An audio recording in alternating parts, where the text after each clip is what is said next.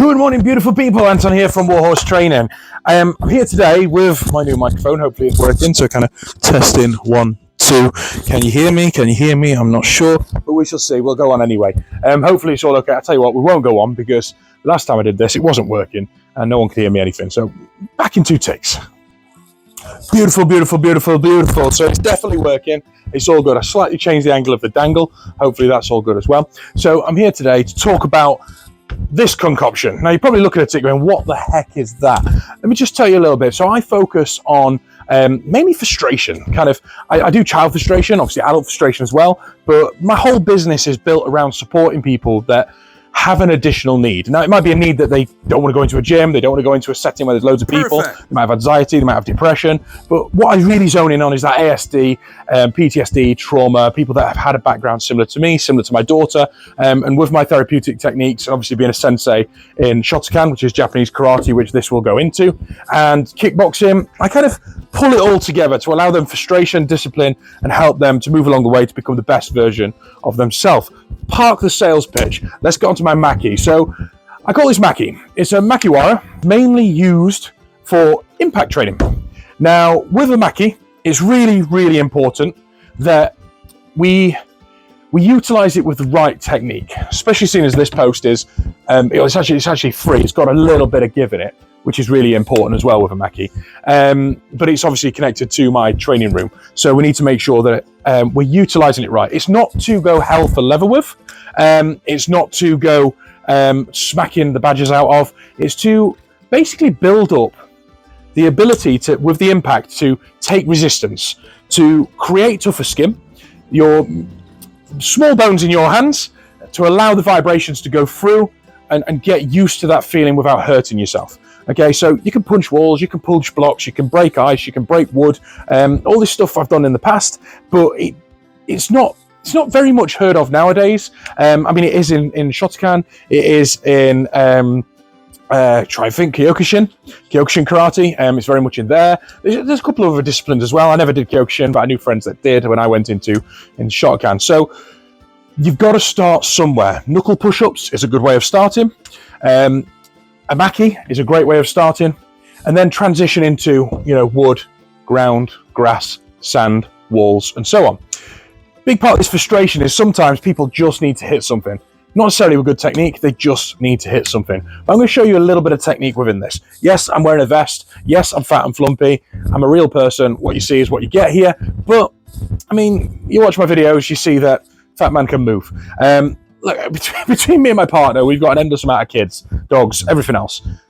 Life is more important than a physique. But what's really, really important is that you are fit, you're healthy, your mind's in a good place, and you can take on whatever challenges you set for yourself in your world. Maki. Right, what I've got here is I've got some soft pads here. I've got some rope binded on here. Really important if you're ever building a maki or purchasing a maki that it does have some flex. Because as you hit the reverb of it, you're going to stand there, take the reverb and feel it through, and it has to be on wood. You can purchase them, but to be perfectly honest with you, you can just make them. So normally with a maki, what you would do is it's not hitting them hard, it's just taking a nice stance. I like to take more of a lower stance and just taking from the hip. Again, very karate based. You can take a square stance. You normally find that with a maki, the middle section's a little bit softer, emulating someone hitting a chest or hitting stomach. There's soft tissue around there. Even if you're ripped with a six-pack and stuff, it's softer tissue than it is someone's head. Now, I appreciate that's not exactly head height, but as I sit into it, it becomes a relative head height. So from here, I'm going to drive forward. I'll show you with this hand. Drive forward and twist into the impact. Now, as I impact, I'm going to stop for a second and bring it back. So you go 1, 2, okay? Or opposite way, 1, 2. But it's really important that we take that impact. You watch everything wobble. It is what it is. But that impact and that wobble is vitally important. As we go up to the rope, same again.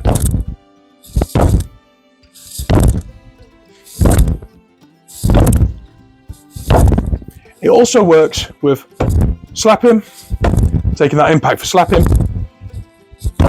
for hitting straight. Okay, and obviously for your traditional style, if you want to go Dutch, whatever your guard is, you maintain what you're wanting. Try not to telegraph and just bring it straight in and straight back.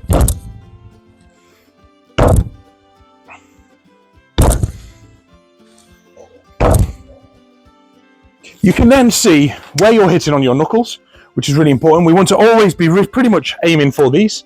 The first two knuckles are the ones that can take the impact and have very little problems. However, what's also important, in my opinion, is we hit wrong. So hit with just the littles. Okay? Very, very important in my opinion. Reason why? In the real world, people move. You might hit someone, they move, they block it, you overshoot it, you quite judge it wrong. You find yourself hitting with the little knuckles. Get a little bit of conditioning on that, okay? Condition your hands, condition your shins. You can see makis where they're on the bottom like that. I'm very big into shin-to-shin contact with contacting people. I'm happy hitting wood, I don't need a maki. And obviously I'm trying to keep everybody safe here rather than getting people damaged. So I'm just doing the medium to head height. That's my makiwara. I'm Anton from Warhorse Training. You're the beautiful people listening. And yeah, stay tuned for more videos. Peace. So this is the maki, and that is a Rocky. Makiwara. So as you can see, all I've done is bounded some rope around. Okay, this one flexes. This one's up to the top, but it does have a little bit of flex. And these are gel impact pads that you can get for the side and everything for a maki. Or for shins or for whatever you need to, but they emulate soft tissue to allow you to do it. A good thing for this as well for the bottom, which I haven't done, is actually if you can chop up a tire, chuck some tire around it. I mean, the dog will love it, but I'm not that phased about impacting the bottom part because we do a lot of shin conditioning without needing a maki. Dog doing sunbathing. Beautiful.